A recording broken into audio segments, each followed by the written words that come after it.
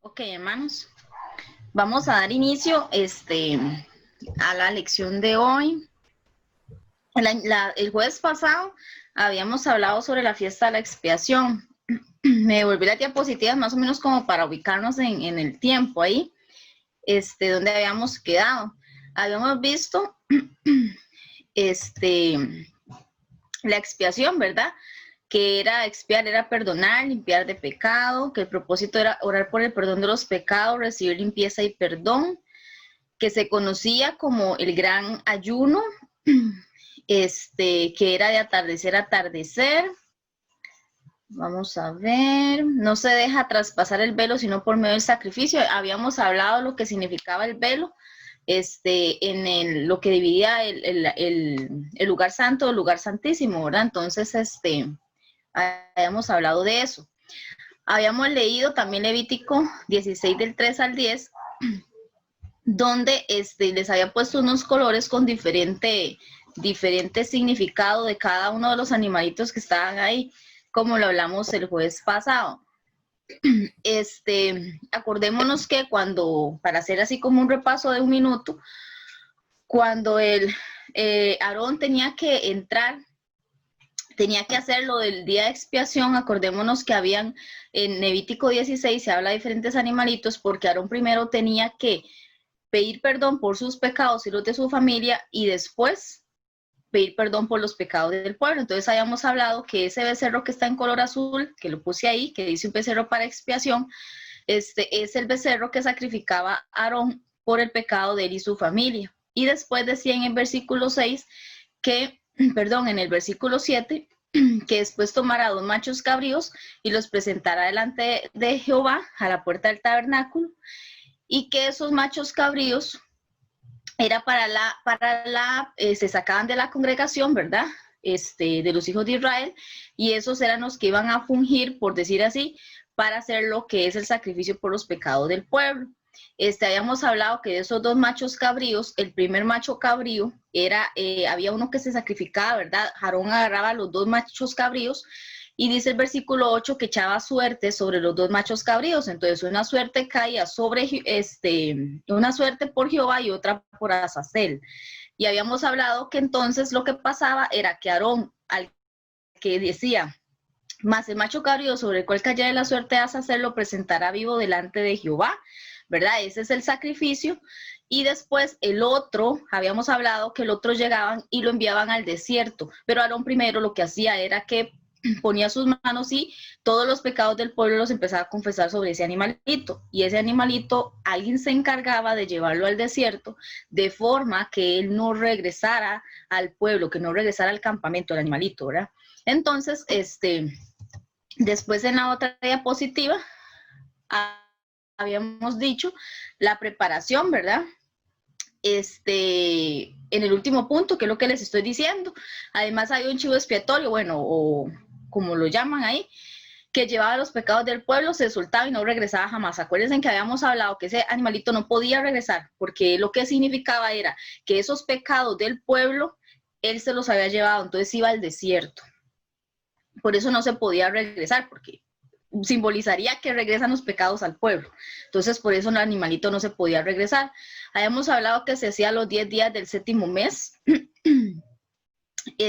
Habíamos hablado también de que al lugar santísimo no entraba pues cualquiera, ¿verdad? Habíamos explicado que en ese entonces, si alguien entraba al lugar santísimo de forma desobediente o no acorde o no digno de hacerlo, podía morir. Ok, yo creo que eso fue más o menos como un resumen así muy fugaz de lo que hablamos la semana pasada. Después, el cumplimiento en Cristo. Les había dicho que si podían irlo leyendo. Creo que ahí tengo los versículos invertidos. Creo que lo que está ahí, era lo que puse en el 9:11, lo que es el 10:2. Pero ustedes ahí me entienden. Tenía que corregir esa diapositiva y se me olvidó. Habíamos hablado que decía, pero estando ya presente Cristo, sumo sacerdote por los bienes venideros, por el más amplio y más perfecto tabernáculo, no hecho de manos, es decir, no de esta creación, y no por sangre de machos cabríos, ni de becerros, sino por su propia sangre, entró una vez para siempre en el lugar santísimo, habiendo obtenido eterna redención. Entonces, habíamos dicho, el cumplimiento, vean lo lindo que es. Acuérdense en que habíamos hablado desde la fiesta de la Pascua, ahora lo que significaba el sacrificio de Jesús, ¿verdad? Su crucifixión y todo, desde el momento en que resucitó y todo. Y aquí lo que estamos viendo ahora es ver cómo Cristo se presenta como sumo sacerdote en Hebreos. Entonces, ¿qué es lo que estamos viendo aquí? Que ese sacrificio que ellos hacían, en el cual tenían que presentar los pecados del pueblo y encomendarlos casi en un animalito, y que ese animalito se fuera al desierto para que esos pecados no regresaran. Ok, todo eso, cuando Cristo llega, es crucificado con su muerte, él ya derramó su sangre por los pecados de cada uno de nosotros. Entonces, por eso es que dice, ya estando presente Cristo, sumo sacerdote de los bienes venideros por el más amplio y más perfecto tabernáculo, no hecho de manos, es decir, no esta creación, y no por sangre de machos cabríos. Vean cómo lo está explicando ahí. No por sangre de machos cabríos, ni de becerros, sino por su propia sangre, entró una vez, hermanos, una vez. Eso quiere decir que ya no hay necesidad de hacer ningún sacrificio, ya no hay necesidad de matar ningún animal, ya no hay necesidad de nada. ¿Por qué? Porque Él por una única vez entró una vez para siempre en el lugar santísimo y habiendo obtenido la eterna redención. Entonces, por ese sacrificio, usted y yo ya tenemos entrada al lugar santísimo, ¿verdad? Ya podemos presentarnos delante de la presencia del Señor, que era la parte del velo que habíamos hablado la semana pasada, era lo que significaba cuando Jesús muere y cuando dicen que el velo se rasgó. En Hebreos 7, 24, 25 dice, pero como Jesús no morirá jamás, no necesita pasarle a ningún otro su oficio de sacerdote. Jesús puede salvar para siempre a los que por medio de él quieren ser amigos de Dios, pues vive eternamente y siempre está pidiendo a Dios por ellos. ¿Ok? Entonces, vean qué bonito también ese versículo donde dice, Jesús salva por siempre. Ya es una salvación eterna. En el momento en que ya lo hacemos, el Señor y el Salvador nuestro, desde ese momento ya es una salvación eterna, ya es una promesa que tenemos cada uno de nosotros, ¿verdad? De llegar y estar con Él por la eternidad. Y Él cumple así lo que es ese papel de sumo sacerdote. Entonces vemos como lo hemos hecho durante todas las fiestas anteriores, ¿verdad? Vemos el cumplimiento, primero lo estudiamos en el Antiguo Testamento cómo es, y después más o menos vamos viendo lo que es el cumplimiento, resumido, porque como les digo, es bastante extenso, pero vemos viendo el cumplimiento en el Nuevo Testamento. En segunda venida, ok. En Hechos 1, del 9 al 11 dice, hermano, y habiendo dicho estas cosas, viéndolo ellos, fue alzado y le recibió una nube que le ocultó de sus ojos. Y estando ellos con los ojos puestos en el cielo, entre tanto que él se iba, de aquí que se pusieron junto a ellos dos varones con vestiduras blancas, los cuales también le dijeron, varones galileos, ¿por qué estáis mirando al cielo? Este mismo Jesús que ha sido tomado de vosotros al cielo, así vendrá como le habéis visto ir al cielo. En parte de lo que hemos estado estudiando del cumplimiento, acordémonos que en cada cosa que hemos estado estudiando, habíamos quedado, bueno, empezamos desde la muerte de Jesús, ¿verdad? Y vemos cómo cada uno se va acoplando a lo que es la vida de Jesús, ¿ok? Lo que es el plan de salvación, que es lo que al principio les había dicho. Entonces, lo que es esta fiesta de la expiación, nos da, por decir así, como esa promesa de su segunda venida. ¿Por qué? Porque Él nos da entrada a su presencia, pero también nos da entrada a su reino, ¿ok? Siempre y cuando nosotros pues lo aceptemos en nuestro corazón como Salvador. Algo muy importante, porque les puse ese versículo ahí, que es parte de lo que se profundiza más, es porque vean como en el versículo 11 dicen que así como Jesús fue ascendido, en ese momento, de esa misma forma va a venir. O sea, eso quiere decir que así como lo miraron así igual va a ser su segunda venida, igual lo van a ver. Entonces, entonces vemos, ¿verdad? Cómo ahí se da esa promesa que también les dijeron, varones galileos, ¿por qué estáis mirando al cielo? Este mismo Jesús que ha sido tomado de vosotros al cielo, así vendrá como le habéis visto ir al cielo. Entonces, vemos donde se cumple, que así como ellos, como se vio con ojo humano, de esa misma forma, es que se va a ver lo que será la venida de nuestro Señor, ¿verdad? Nuestra segunda venida. En Apocalipsis 1 del 7 al 8 dice, he aquí que viene con las nubes y todo ojo lo verá, y los que le traspasaron y todos los linajes de la tierra harán lamentación por él. Sí, amén. Yo soy el alfa y el omega, principio y fin, dice el Señor, el que es y que era y que ha de venir, el Todopoderoso. Entonces, vean qué bonito, ¿verdad? Como él dice, yo soy el alfa y el omega, principio y fin, el que es, el que era y el que ha de venir. Entonces vemos cómo todo, hermano, se va cumpliendo. Puse estos versículos aquí, que es de Azazel que se menciona mucho, eso quiere decir desierto, da la explicación, ok, a lo que es desierto. En Salmo 103:12, ahí se los puse, dice, cuanto está lejos el oriente del occidente, hizo alejar de nosotros nuestras rebeliones. Entonces, ¿qué es lo lindo? Ustedes se acuerdan de ese macho cabrío, el que, bueno, hay uno que se sacrifica, ¿verdad? Pero hay otro macho cabrío que habíamos estado hablando, ¿verdad? Que es que Aarón impone sus manos y que ahí empieza a mencionar los pecados del pueblo. Ese macho cabrío se va al desierto y no regresa más. Pero vemos cómo en el Salmo 103:12 nos dicen esa misma función, cómo la hace nuestro Señor, porque dice, hizo alejar de nosotros nuestras rebeliones. Su palabra dice que Él toma nuestros pecados y los echa a las profundidades del mar, donde tan siquiera ni Él se acuerda de ellos. Acordémonos que el pecado que se comete en un pasado, antes de venir a los caminos del Señor, Dios no te lo va a recordar. Dios no me lo va a recordar. Quien lo va a recordar es el enemigo. Él es quien te va a estar recordando el pecado que hiciste, lo que tú hiciste, tu pasado, siempre se lo va a recordar a usted el enemigo. Y vemos como aquí Dios nos da la promesa hermosa y nos dice, hace alejar de nosotros nuestras rebeliones. Nos da a entender que Él todo es así como ese macho cabrío y se fue con todos esos pecados. Igualmente, Jesús como sumo sacerdote, desde ese momento que Él murió por ustedes, de ese momento que él es recibido en su corazón, Él transforma su vida y lo hace un nuevo hombre. Desde ese momento, Él ya no se acuerda de sus pecados, sino que para Él, usted es una nueva creación, usted es una nueva imagen, usted es un nuevo hombre, una nueva mujer. Entonces vean qué bonito como Dios nos lo dice en ese salmo. En Hebreos 13, del 11 al 13 dice, porque los cuerpos de aquellos animales cuya sangre a causa del pecado es introducida en el santuario por el sumo sacerdote son quemados fuera del campamento. Por lo cual también Jesús, para santificar al pueblo mediante su propia sangre, padeció fuera de la puerta. Salgamos pues a él fuera del campamento llevando su vituperio. Entonces acordémonos, vean lo que dice ahí, qué bonito cómo se va cumpliendo todo. Porque los cuerpos de aquellos animales cuya sangre a causa del pecado es introducida en el santuario, acordémonos que se hacía, ¿verdad? Lo que era un sacrificio, ¿verdad? Se mataban los animales y esa sangre era introducida y se regaba como lo habíamos leído el jueves pasado, ¿verdad? Que era todo un protocolo lo que se tenía que hacer.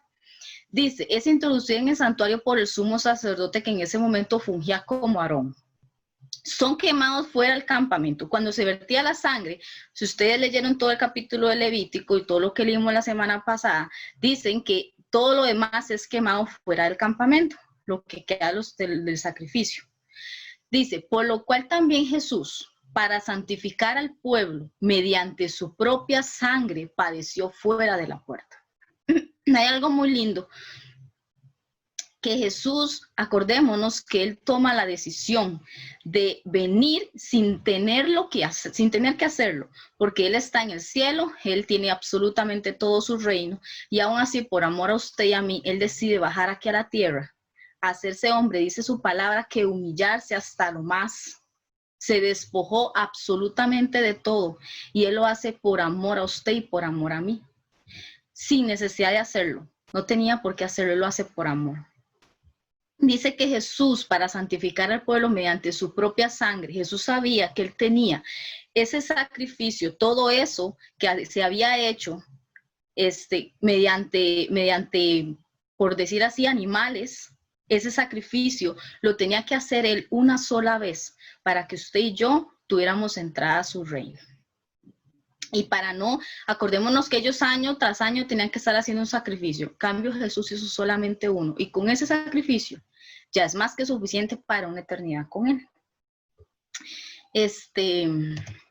Ok, hasta aquí, hermanos, queda lo que es la fiesta del día de la expiación. Como les digo, y siempre se lo repito, ¿verdad? Es súper resumido. Si ustedes quieren pues seguirlo estudiando, sería genial que ustedes lo sigan estudiando y lo puedan aumentar más el estudio. Hasta aquí queda lo que es la fiesta de la expiación. La fiesta que continúa es la fiesta de los tabernáculos. Entonces, en esta fiesta de los tabernáculos vamos a estar en Levítico 23.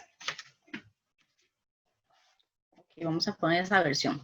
Levítico 23 del 33 al 35. Acordémonos que ese capítulo es el que hemos ido desmenuzando, ¿verdad? Dice la palabra del Señor. Y habló Jehová a Moisés diciendo, habla a los hijos de Israel y diles, a los 15 días de este mes séptimo será la fiesta solemne de los tabernáculos. A Jehová por 7 días. El primer día habrá santa convocación. Ningún trabajo de siervos haréis. Esta es la fiesta de los tabernáculos. Esta ya es la última fiesta, hermanos. Ok. Fiesta de los tabernáculos. Celebrado en los días del 15 al 25. Acordémonos que estamos trabajando con calendario hebreo. Ok. Entonces, si nos devolvemos, como siempre se los hago todos los jueves, ¿verdad? Que me devuelva la diapositiva, pero hoy no me voy a devolver, pero ustedes la tienen ahí desde la primer clase. Vemos que es el calendario hebreo, ¿verdad? Entonces dice, cualquier cosa más o menos como para ir acomodándonos, eso sería septiembre, octubre, hermanos, para que lo tengan ahí a mano. Dice, la celebración dura 7 días, como lo están diciendo, y algo muy importante, eso sí quiero que lo leamos, ese versículo no se los puse ahí, pero sí me gustaría que lo leamos porque eso es muy bonito. Dice Deuteronomio 16:15, hermanos. Dice la palabra del Señor.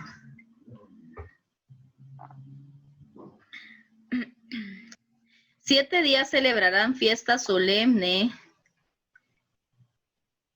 a Jehová tu Dios en el lugar que Jehová escogiere, porque te habrá bendecido Jehová tu Dios en todos tus frutos y en toda la obra de tus manos, y estarás verdaderamente alegre». Algo que me gusta es que esta fiesta es como la más alegre. Esta fiesta es la más alegre de todas. Todas eran alegres, bueno, pero esta es la más alegre. Dice, 3 veces cada año aparecerá todo varón tuyo delante de Jehová tu Dios en el lugar que él escogiere, en la fiesta solemne de los panes sin levadura y en la fiesta solemne de las semanas y en la fiesta solemne de los tabernáculos. Dice, y vean lo que dice esa última parte del versículo 16. Y ninguno se presentará delante de Jehová con las manos vacías, cada uno con la ofrenda de su mano conforme a la bendición que Jehová tu Dios te hubiere dado. Pero esa fiesta es una fiesta de continuo, es un gozo, ¿ok? Es un gozo. Bueno, se dice que es recitado el Salmo 118, es parte, ahí lo puse, es parte de lo que encontré información. Hay danza, hay cánticos, es sumamente alegre. ¿Qué era la idea de los tabernáculos? Eso es la idea, lo que dice el punto siguiente. La característica de esta fiesta era la costumbre de levantar tabernáculos construyendo chozas con ramas enramadas. Entonces, durante esos días era como una actividad familiar, era algo que se hacía de forma, y que era lo que representaba esto. Vean el propósito que es el punto final, dice, recordar que vivieron bajo el cuidado de Dios durante los 40 años en el desierto con la fidelidad y protección de Dios.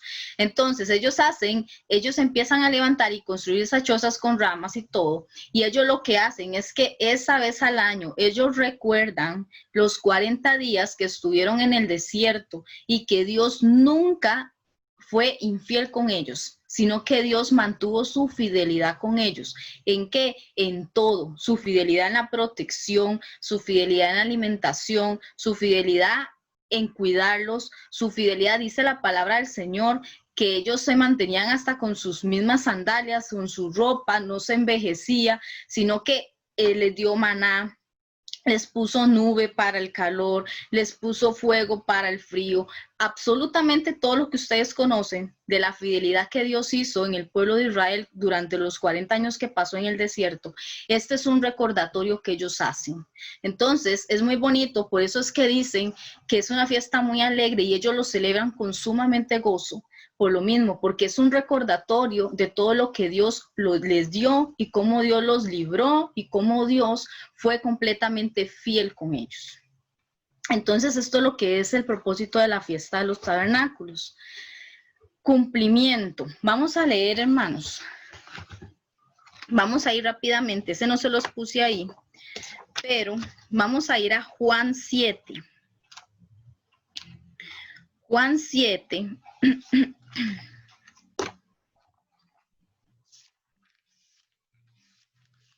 Versículo 2.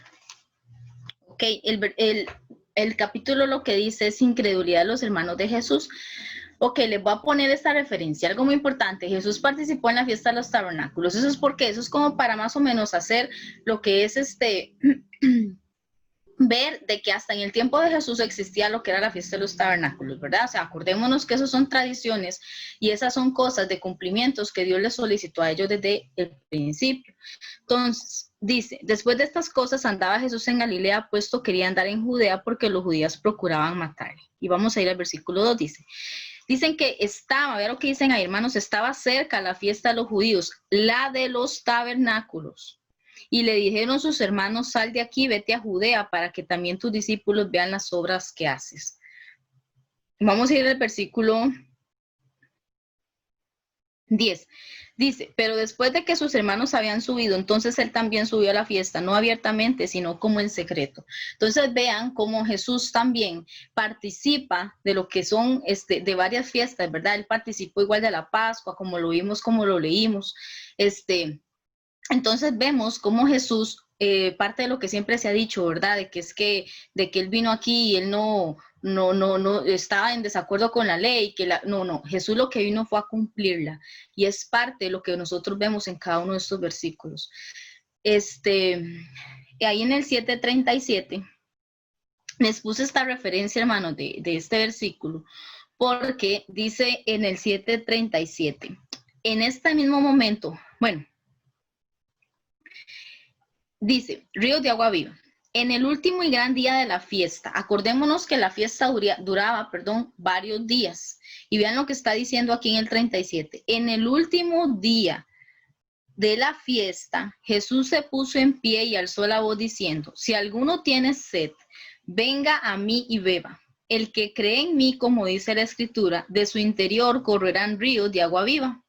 Esto dijo del Espíritu que había de recibir los que creyesen en él, porque aún no había venido el Espíritu Santo, porque Jesús no había sido glorificado. Entonces, vemos cómo Jesús en este momento llega a ellos y les dice, el que cree en mí, como dice la Escritura, de su interior correrán ríos de agua viva. Entonces vemos cómo él aún así en esta fiesta, él empieza a cumplir todo y él empieza a hablar y a explicarles que que él es el cumplimiento de todo. ¿Ok? Bueno, parte de lo que encontré es que también se vertía agua sobre el altar. Entonces ejemplifica mucho lo que habla Jesús sobre los ríos de agua viva, porque acordémonos que los ríos siempre van a representar lo que es el Espíritu Santo, ¿verdad? O sea, siempre se va a representar, esos ríos de agua viva siempre se van a representar el Espíritu Santo en nuestras vidas, ¿ok? Que corran ríos de agua viva.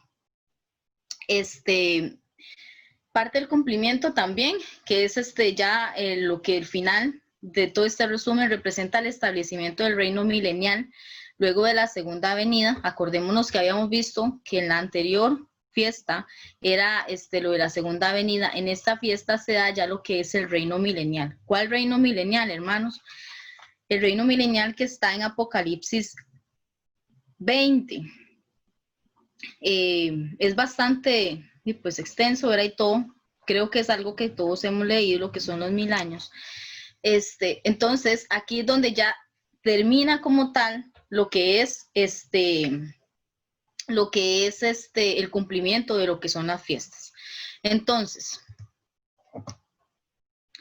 en Apocalipsis 20 dice la palabra del Señor. En el versículo 4 dice, y vi tronos y se sentaron sobre ellos los que recibieron facultad de juzgar, y vi las almas de los decapitados por causa del testimonio de Jesús y por la palabra de Dios, los que no habían adorado a la bestia ni a su imagen, y que no recibieron la marca de su frente ni en sus manos, y volvieron y reinaron con Cristo 1000 años. Y dice, parte de la profecía que se habla de lo que es estos 1000 años, vean que esta fiesta representa gozo, mejor dicho, si esta fiesta representa gozo es porque ya hay una victoria como tal, ¿ok? Ya hay una victoria. Entonces, ellos son felices por lo que pasaron en el desierto, pero acordémonos que la palabra del Señor nos dice que nosotros en esta tierra somos peregrinos extranjeros, o sea, nosotros, como Jesús nos lo dijo, están en este mundo, pero no son de este mundo. Así como el pueblo de Israel pasó 40 años en el desierto, y vieron la mano del Señor fiel durante esos 40 años. Nosotros, estando aquí en la tierra, también nosotros estamos pasando, dice la palabra del Señor, tribulaciones. Y dice, y la palabra del Señor nos dice que vamos a pasar estas aflicciones, que vamos a pasar estas tribulaciones, pero nos da la esperanza, nos da la promesa de que va a haber un futuro en el reino de los cielos, que va a haber un futuro en el cual vamos a vivir, como dice la palabra, ya no va a haber llanto, ya no va a haber tristeza, ya no va a haber dolor, sino que vamos a vivir gozosamente. Y por eso es que la palabra del Señor dice que Él nos está preparando las bodas del Cordero, o sea, está esperando a la novia como tal.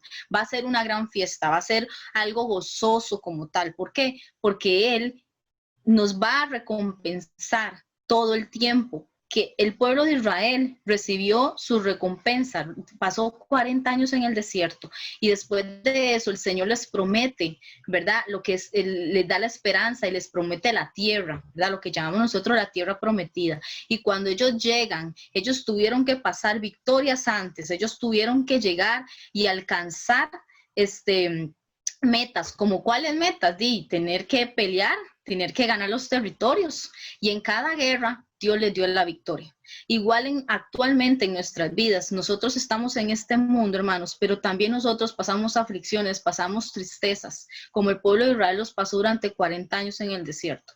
Pero sí es algo que nosotros tenemos que estar completamente agradecidos con Dios, es por su fidelidad, porque nunca nos ha fallado. El Señor siempre ha sido fiel. Parte de la enseñanza de esta fiesta, les puse estas dos cositas ahí que dicen regocijarnos en el Señor, ¿ok? Esta es la conclusión, hermano, lo que son estas fiestas las fiestas judías. Pero esta fiesta, algo que nos enseña a nosotros para finalizar es regocijarnos en el Señor, acordándonos siempre de su bondad, quien nos ayuda en nuestro peregrinaje. ¿Cuál peregrinaje, hermano? Lo que estamos viviendo aquí en este mundo. ¿Por qué? Porque tal vez usted dice, ay, qué lindo este mundo, y sí, gracias a Dios, qué lindo por todo lo que disfrutamos, pero nosotros tenemos que estar más felices todavía sabiendo que tenemos una esperanza y que Jesús se fue, y como nos lo dijo en Juan 14, 15 y 16, Él se fue ¿a qué? A preparar lugar para usted y para mí. Y dice, Regocijarnos en el Señor, acordándonos siempre de su bondad, quien nos ayude en nuestro peregrinaje, confiando en la promesa que un día estaremos con Él regocijándonos. Quien nos ayuda en nuestro peregrinaje. Hermanos, tenemos un peregrinaje diferente. Los problemas que usted tiene no son mis problemas. Todos tenemos situaciones difíciles, todos vivimos diferentes tribulaciones, todos vivimos diferentes aflicciones, pero si es algo en común que tenemos usted y yo, es que es el mismo Dios el que nos fortalece, es el mismo Dios quien es fiel con cada uno de nosotros. Ok, y algo importante, viendo el peregrinaje como una cosa pasada y disfrutando de la victoria. Hermanos, este peregrinaje es largo, pero cuando nosotros volvamos a ver para atrás, lo primero que tenemos que ver es las victorias que yo logré de la mano de Dios. O sea, que el peregrinaje usted no lo vea como una cosa pasada. Tuviste una aflicción, Dios te dio la victoria, perfecto, siga viendo la victoria que Dios a usted le dio. El pasado es pasado, ya. Dios yo le dio la victoria. A veces nosotros corremos en el error de que el Señor nos da la victoria y seguimos recordando, ¿verdad? La aflicción y seguimos recordando lo que nos pasó y seguimos recordando. Ay, es que, entonces, ¿para qué Dios nos da la victoria? Dios a usted dio la victoria, ya usted no vuelva a ver para atrás. Usted siéntase feliz, siéntase contento, regocíjese en el Señor siempre. Y si usted está pasando en este momento por una aflicción, si usted está pasando por un momento difícil, en ese peregrinaje que cada uno de nosotros llevamos, si usted está pasando por esos momentos, hermanos, hacia adelante, siempre sabiendo que Dios va a ser fiel y Dios nunca nos va a fallar y nos va a dar la victoria. Muchas gracias, hermanos, de verdad, por sacar este tiempito, acompañarme y poder estudiar un poquitito de la palabra del Señor. Como siempre lo digo, es un privilegio. Una feliz noche, que el Señor los guarde, proteja sus vidas, proteja a sus familias, y que Dios nos permita poder volvernos a ver el próximo jueves. Que el Señor les bendiga, hermanos, hasta luego.